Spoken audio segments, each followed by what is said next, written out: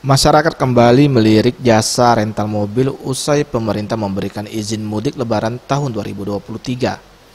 Angin segar ini menjadi berkah bagi pemilik rental mobil yang omsetnya naik sehingga dapat meraup banyak cuan.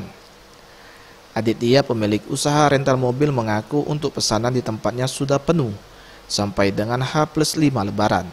Kebanyakan mobil yang dipesan merupakan mobil yang dapat menempuh jarak jauh untuk mudik.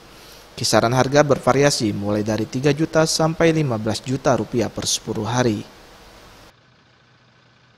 Dari kita sendiri, Mas, jadi sudah kita siapkan armada-armada kita sebanyak 15 unit untuk bisa disewa oleh para penyewa dengan kondisi prima dan armada terbaru semua.